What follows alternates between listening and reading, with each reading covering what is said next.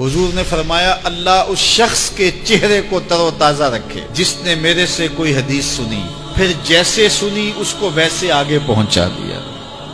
اور آقا کریم نے فرمایا بعض اوقات سنانے والا اس پر اتنا پہنچ کے عمل نہیں کرتا جتنا پھر سننے والا اس کے اوپر عامل ہو جاتا ہے۔ تو جب حضور نے دعا دی ہے کہ اللہ اس شخص کے چہرے کو تر و تازہ رکھے جس نے میری حدیث کو، میرے فرمان کو سنا اور ایسے ہی آگے پہنچا دیا، تو پھر موت کی سختیاں بھی اس کے چہرے کی تر و تازگی ختم نہیں کر سکتی، پھر قبر کے لمحے بھی اس کے چہرے کی تر و تازگی کو ختم نہیں کر سکتے۔ حشر کے دن لوگوں کے چہرے مرجھائے ہوں گے، جس کو رسول اللہ کی دعا ہے اس کا چہرہ اس دن بھی تر و تازہ ہو۔ تو حضور علیہ الصلوۃ والسلام کے فرامین کو سننا، دیکھیے جو تفصیلی علوم ہیں ان کو حاصل کرنا، سیکھنا، یہ ہر ایک کے لیے فرض نہیں ہے، لیکن جو ضروریات دین ہیں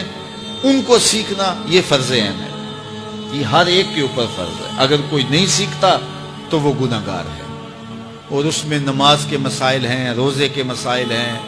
حج کے مسائل ہیں، زکوٰۃ کے مسائل ہیں، اگر کاروبار کرتا ہے تو بیع و شراء کے مسائل ہیں، اور کفر اسلام کی ضروری باتیں ہیں کہ کفر کیا ہے، اسلام کیا ہے۔ تو یہ ساری ضروری چیزیں جو ہیں ایمانیات سے تعلق رکھتی ہیں، ان کا سیکھنا جو ہے ضروری علوم کا، یہ ہر ایک کے اوپر فرض ہے۔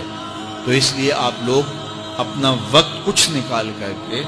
جو ہے وہ اس کے لیے صرف کریں، اور ضروریات دین سیکھنے کے لیے کچھ فرصت کے لمحے نکالیں۔ لوگ کتنے طویل ڈپلومے کرتے ہیں، کاروبار سیکھتے ہیں، کن علوم میں مہارت ہے جو ہمارے لیے بالکل غیر ضروری ہے۔ کسی نوجوان کے پاس بیٹھ جاؤ نا تو وہ تمہیں بتائے گا کہ کس کرکٹر نے کس میچ میں کتنے سکور کیے تھے، لوگوں کی یہاں تک معلومات ہیں،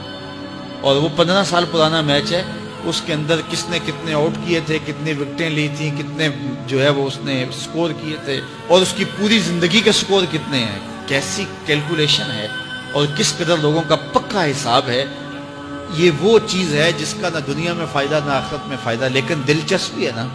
جس چیز سے دلچسپی ہو تو وہ چیز خود بخود ازبر ہوتی چلی جاتی ہے۔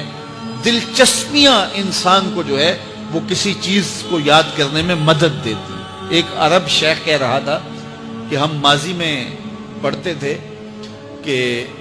ہمارے اسلاف، ہمارے بزرگ ایک رات میں پورا قرآن ختم کر لیتے تھے، تو وہ کہتا ہے میں سوچتا تھا کہ ساری رات قرآن بندہ پڑھتا رہے تو کس طرح ممکن ہے۔ تو کہتا ہے میں اپنے بچوں کو دیکھتا ہوں کہ وہ جو ہے وہ موبائل کے ساتھ لگے رہتے ہیں، اور فجر کی اذان ہو جاتی ہے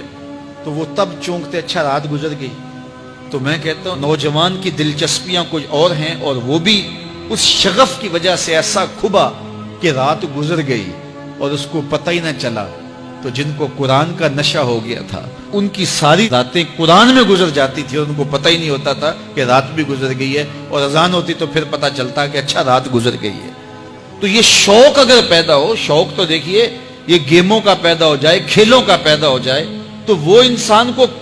کیا کچھ سکھا دیتا ہے، اور جس کے سینے میں کتاب اللہ کا شوق پیدا ہو جائے تو پھر کیوں نہ اس کے سینے کے اندر جو ہے وہ طلب کتاب اللہ کی تلاوت کی پیدا ہوگی۔ تو اپنے سینوں میں علم حاصل کرنے کا شوق پیدا کرو، علم سیکھو، اپنی نسلوں کو سکھاؤ، اپنی اولادوں کو دین سکھاؤ، اپنی اولادوں کو نماز کا خوگر اور عادی بناؤ، ان کو کھینچ کے نماز کی طرف لے جاؤ، یہ عادی بن جائیں نماز کے، تاکہ بعد از انتقال دعاؤں کے سلسلے جاری رہیں۔